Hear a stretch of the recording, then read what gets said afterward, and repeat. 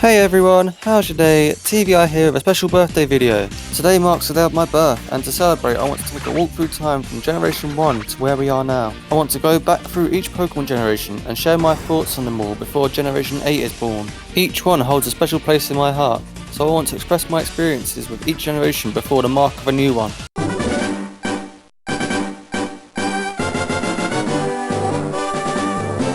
Starting off, we have the foundation of the franchise, the starting point of so much more, the place where it all began. Back in 1996 with the Red, Blue and Green games, and in the following year in 1997 with the anime introduction. Pokémon as a whole had left a huge impact in the hearts of the masses. One thing I do regret, however, is that I wasn't around during this time, unfortunately. This meant I missed out on such an incredible mark in human history, and don't share the same emotions that other older people than me hold to the series around that time.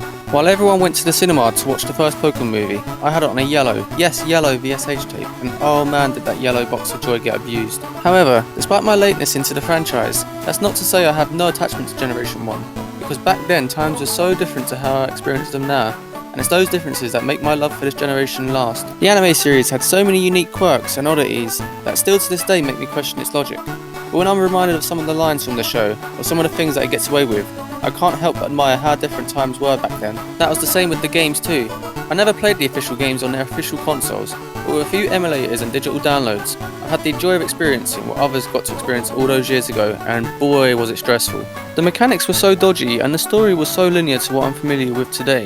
Battles were very static and the music was both simple yet fitting. While I'll never get to capture the initial thoughts and feelings all Pokémon fans of that era hold, I have a good idea as to what Pokémon means to them, and as for me, Generation 1 only got better and better down the line. We were treated to Pokémon FireRed and LeafGreen in 2004, and those were the games I did get to experience upon release. Well, maybe in 2005, but they were still new to me. These games were incredible, and were my first ever adventure in Kanto. I'd always choose Charmander and FireRed and Bulbasaur and LeafGreen because of their evolutions being the mascots. Also, at that time they were my favourite of the trio starter Pokémon, as Ash in the anime had an awesome Charizard who was his powerhouse, a Bulbasaur who proved that he could be just as strong in his first stage than if he were to evolve, teaching me that you can be strong no matter the circumstance of who you are. So yeah, overall Generation 1 is a fantastic place to begin this emotional nostalgic journey, as there was so much that had gone on with so much more Gen 1 pandering in today's day and age.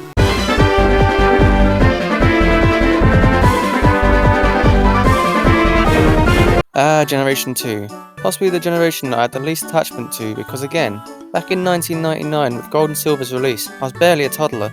I didn't have too much of fondness for the series either. I was always confused why Ash's Noctowl was a different colour, and I couldn't remember any of the gym battles. Somewhere down the line he had a Bayleaf, even though I don't remember Chikorita evolving. And I remember him having a Larvitar, only I never got to see it again when I next watched it. The whole thing was a blur to me, but I did love the movies that came out during that time period. The Entei movie has got to be my favourite of all the movies, so look out for that video in the future. And the Celebi movie was pretty decent as well. It was awesome finding out about Professor Oak's past, it was so jaw-dropping. Then there was the Latias and Latias movie, which had an incredible opening theme that I loved, a heartbreaking death scene, and a kiss that I'm pretty sure questioned everything I'd witnessed. As for the games, I've always been meaning to play Gold, Silver and Crystal, I've just never got round to doing it. However, my only experience with that generation was during 2009 to 2010 with Pokémon HeartGold. First of all, the Pokewalker. Oh man, that made my school experience go from walking for no reason to walking for every reason. Seriously, leg day was achieved on the daily once that bad boy was strapped to my jeans and I deposited my first Pokémon. Now for the actual game, I built an incredible team that smashed me through every gym. I chose Totodile purely because it learned Ice Fang for those pesky grass types, and because Ash's Totodile was on point with comedy. On top of that, there was no way I was picking a little mouse as a starter, or a quadruped grass herbivore dinosaur that learned Light Screen. Blech. The gameplay itself was awesome, handing you a free shiny Pokemon, a bug catching area and a Pokeathlon, and even the chance to catch some roaming legendaries. If that wasn't enough, then there was the entire Kanto region to explore again, although there are some regrets I have with that game. The cartridge was destroyed before I got to finish off the game. I didn't get to face Red, the Pokédex was only about halfway complete, and the lonely Pokémon inside the Pokéball, whichever one it was forced to remain in its empty shell of a gadget because I'd misplaced it. Basically, Generation 2 was awesome. It gave evolutions to previous Pokémon, and introduced shiny Pokémon, probably one of my favourite features of the entire franchise.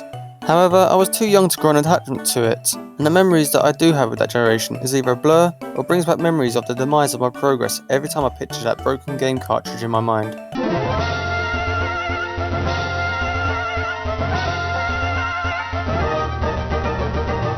Let's move on to a generation that I did grow up around and get familiar with. Generation 3 is here, and this is where I could talk about more experiences. Out of every single Pokemon game out there, my first ever Pokemon game I got to play was Pokemon Red Rescue Team. See, I had a Game Boy, but I wasn't allowed to play it often. I had decent games, but for whatever reason Pokemon games must have cost a fortune back then, because I was never allowed to play them. One day, my nan and granddad took me out to a pawn shop for whatever reason, and I guess I must have been really good that day because they bought me a Pokemon game. Only, it wasn't a Pokemon game. In this knockoff game, I was a Pokemon battling other Pokemon for whatever reason. I had tons of fun playing it, but compared to what the kids at school were telling me, this wasn't your standard Pokemon game. Later down the line, my best mate sold me Pokemon Emerald for £1. No joke, he basically gave the game away for free, so I finally got the chance to have my first actual Pokemon journey. The game looked so cool. I thought the idea of being stuck in the back of a van was an awesome way to begin any game. I got my starter, and I was on my way. I believe I chose Trico because Emerald is green and so is Trico, and because Ash in the anime had an awesome one. Although regrettably, I never got to complete that playthrough. I don't even think I got halfway because of two reasons. During that time, our neighbour gave my brother a copy of Pokemon Ruby, which he gave to me for free, but it smelled like salt and pepper for some reason. Also, my friend let me borrow Pokemon Sapphire, which I'm still borrowing to this day, so hopefully he never finds out that I may have actually stolen the game from him all these years. I remember somewhat completing one of the games with a Blaziken, however I'm not sure which version it was, or if I'd actually completed the champion battle. With all three games being played at once, it became a big blur. Long story short, the Generation 3 games were my introduction into the Pokemon games, and it was so refreshing to do it all again in Alpha Sapphire 5 years ago in 2014. Wait, that was 5 years ago? Oh wow, where's the time gone? Now onto the anime, and where do I begin? It was one of the only things I remember watching straight after school. I don't remember the exact lineup for after school television, but I believe it went the end of Yu-Gi-Oh! GX, followed by the start of Pokemon Advanced Battle. Ash was some point into the league, and with the amount of countless reruns, I got a good idea for the build-up, and each of the battles that happened. There were also random filler episodes I remember, either during this time or before it, such as Ash and Trico spitting watermelon seeds, and Missy's return arc and how hyped that was, as well as seeing evil Pikachu riding on Groundon as if it were possessed. It was a staple of my childhood. We were moving house around the time of the league, so while I remember the majority of it, when we had moved house, it was Battle Frontier time. The episodes were on at about 7 in the morning, so I'd sneak downstairs, make some breakfast, and watch it until the rest of the house woke up. Watching Ash reunite with his Pokemon and starting a new challenge in Kanto was phenomenal, despite the fact that I was unaware he was actually in Kanto. However, if we're talking about staples in my childhood, get comfortable everyone because Generation 4 is on its way, and here's where my love for Pokemon reaches its peak.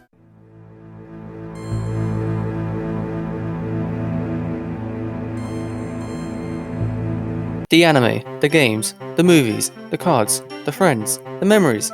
Everything about this generation is the root of my love for the franchise, and is where I fleshed out my knowledge and understanding of what Pokemon truly meant to me and others too. When Generation 4 came about in 2007, I didn't even need to look this time.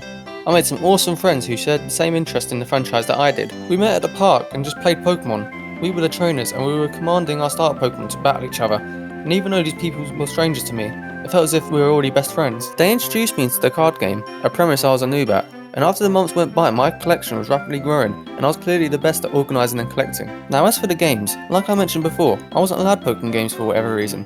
They must have really been too much money for my parents. However, Nintendo also transferred their games onto their DS consoles, which I understand. However, I didn't have a DS, I mean on top of the games, I also needed a new console. I managed to get my own DS console on the Christmas morning of 2008, and over the months my collection of DS games were growing surprisingly fast. I believe the majority of them were borrowed games. So things happened, and I eventually got Pokemon Platinum. Trust me, this moment was so big in my life, I'll make a separate video on it. Anyway, I ended up with Platinum, and at the same time, I can't remember how, probably another borrowed game, we ended up with a worn out copy of Pokemon Diamond. The paper front was ripped, and the edges looked like they'd been bitten, but the game still worked fine. Me and my brother would play these games side by side, and would occasionally battle and trade. I chose Turtwig, only because I wanted a challenge over my brother's choice in Chimchar, and because Ash had a Turtwig in the anime.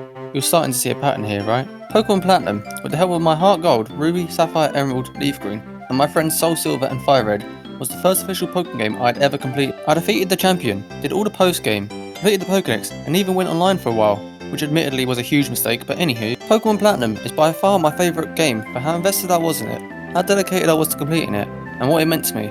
This allowed my love for Pokemon to grow to a level it is today. There was also Pokemon Ranger Shadows of Almia, Pokemon Rumble, and Pokemon Explorers of Time and Sky. But to make a long story short, they were nothing compared to the legacy that Pokemon Platinum had created. So much said about the games, and we're not even on the anime yet. This was a game changer for me, and it made me discover myself on a more spiritual level. So far, I've witnessed the blurry adventures of Ash, facing blurry challenges along his way. with story structure more unorganised than my scripts for these videos, due to the poor rerun decisions over the last few years, right? Well, Pokémon Diamond and Pearl, the anime series, opened up my eyes to allow me to clearly see what I've been missing in my life for the first time ever. It looked fantastic, the best that the show had ever been before. Ash got to meet up with Brock again, and he got to help Dawn out with her adventure, as well as finally meeting a rival that could push him to his limit. The additional characters in the filler episodes were really interesting, and for the Champion, the Elite Four, and Team Galactic to all play major parts in the show really made me enjoy this show way too much than I should have done. The battles were fluid, and the animation was a lot more free than I remember, and every time Ash had an important battle, I was standing up cheering for him every single time. One of my biggest highlights had to be each pool encounter and battle the two had. During each episode featuring the two, I was hoping for Ash to get the advantage and to finally show Paul who the better trainer was. In their final fight, the final blows that Electivire and Infernape shared were gorgeous, and I couldn't have asked for anything better. When I saw Ash win, I was thrilled and I couldn't contain my excitement. After an infuriating rivalry, Ash had finally proven himself. There's seriously not much of the Generation 4 anime that I can forget, nor dislike, as it was perfect in near enough every way. Oh, and the movies were pretty cool too. I liked how they all connected in the same universe, and how each movie provided its own cool story and characters.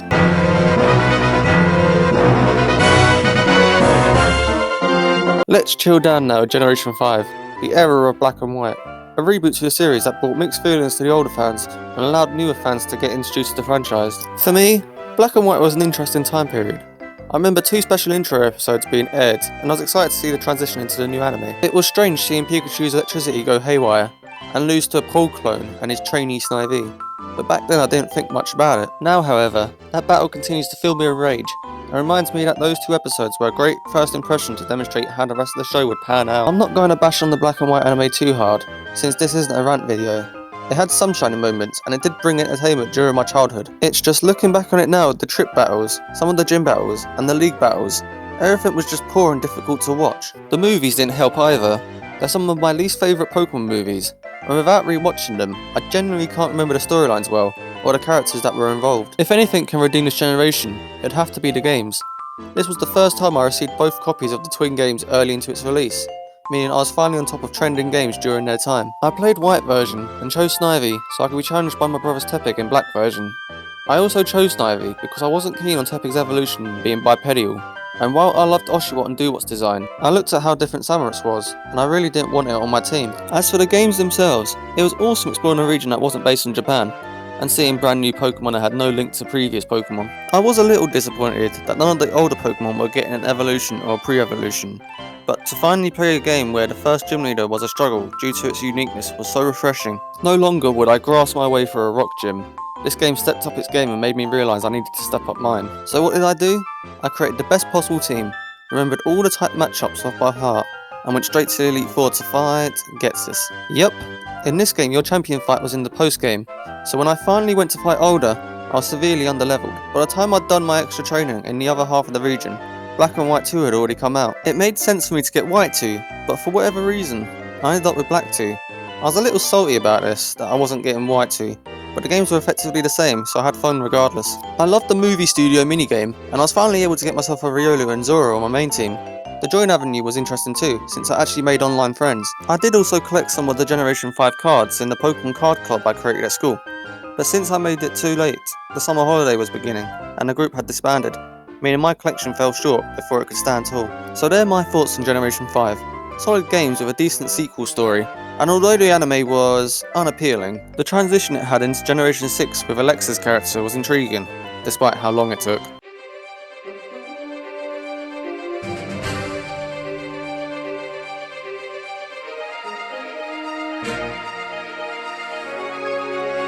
Everything I had learned over the years was all coming together.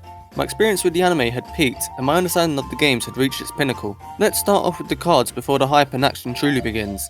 It all began when I chose to spend my childhood life savings on any Pokemon tin, box or deck I could find. Once I finally started working, I put aside a bit of money and, I just bought cards whenever I felt like it. I was particularly fond with the boxes and tins that were sold, so I usually resorted to buying those. Just know that my collection was rapidly growing. On to the games, because I'm saving the best till last. I got Pokemon X and Y at the same time. Can't remember how, if it was a Christmas or birthday present, but I really wanted to play Pokemon Y because of science. Long story short, I was a boy with Y chromosomes. While girls only have X chromosomes, I have X and Y chromosomes, so I thought it was only more fitting to play Pokemon Y. Backstory aside, I was torn between Froakie and Chespin.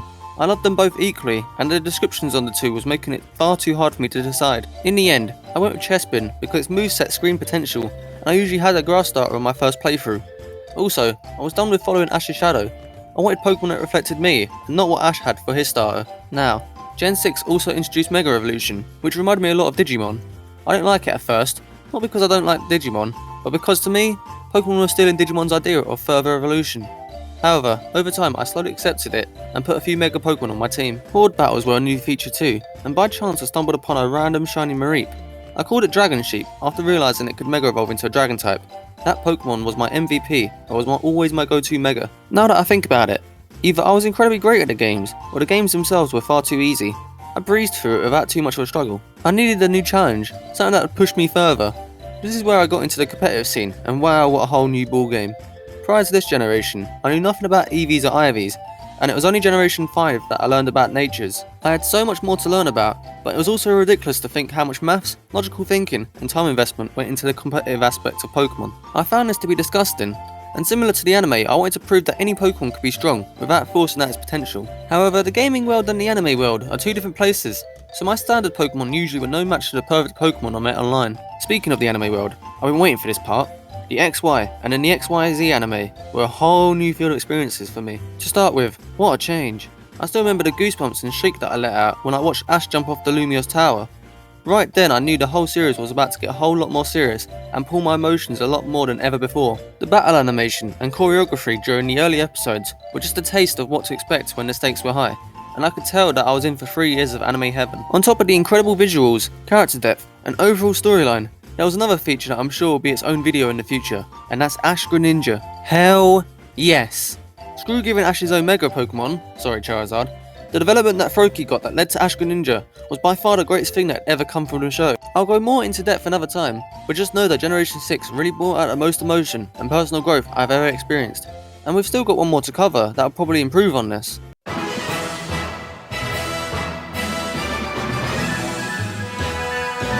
Relaxing now after the hype of Gen 6, from an extreme generation to a soothing generation that feels as if it was only introduced yesterday. Gen 7 was interesting to say the least, both from the anime perspective and the game perspective.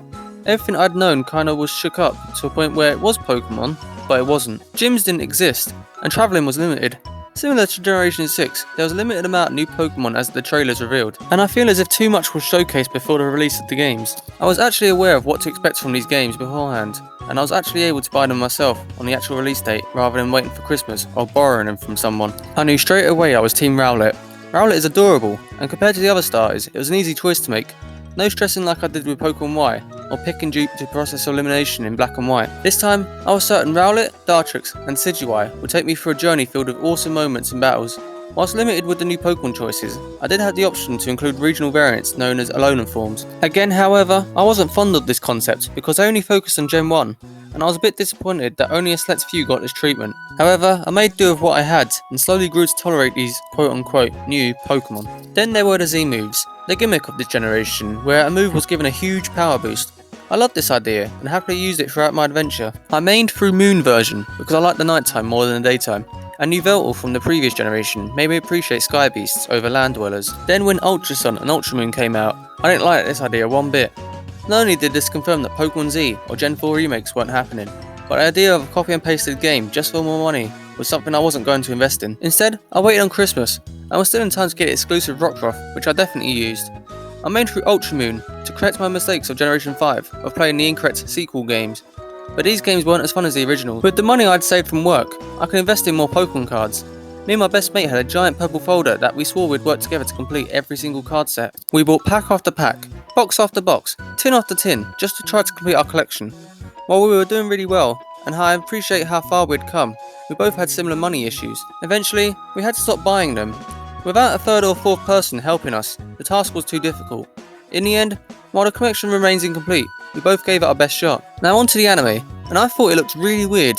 I didn't like the transition from XY to Sun and Moon, and I wasn't keen on keeping up with the series. I had a choice to either continue watching in Japanese, or just wait until the future when I could watch it in English, when I'd familiarised myself with the shift that the anime took. I was just about to give up watching, when I saw the Litten and Stoutland episode. I was stunned at how the mature topic of death was handled, and I couldn't believe that that sort of message could be illustrated to all audiences. It was then that I thought I shouldn't judge the anime based on how it looks. It was still the same anime, just with a different look, and as I continued to watch, I realised that I'd actually really enjoyed the show. Man, was I glad I stuck around. All of Ash's Pokemon were incredible, and watching all the other characters' Pokemon interact really did fit the theme that the anime was aiming for. The storylines had some of the most diverse tones and themes, and the structure that the anime had as a whole seemed so perfect in terms of capturing a sense of wholesomeness and unity of the characters. Just overall, during Generation 7 was when there was most change in my life, and how both the Pokemon world and the real world were changing. It holds a dear place in my heart, and I'm so thankful for what Generation 7 had provided.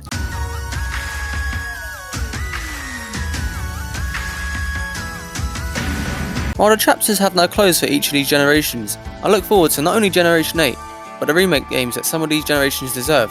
Looking at you, Gen 4, bring on Diamond and Pearl remakes! For me, each generation of Pokemon has impacted me in different ways, and has shaped me into who I am today. Both for the games and the anime primarily have been there for me for as long as I can remember. While this birthday brings on a new year's worth of experience for me to learn from, it also brings on a whole new generation of Pokemon fans, as well as the older ones, to follow and guide them all on their own individual goals. My goal is to continue to love Pokemon, and to learn even more in order to get more competitive, and meet new people along the way, who can help each other out with the max raids and online features that could surprise us all.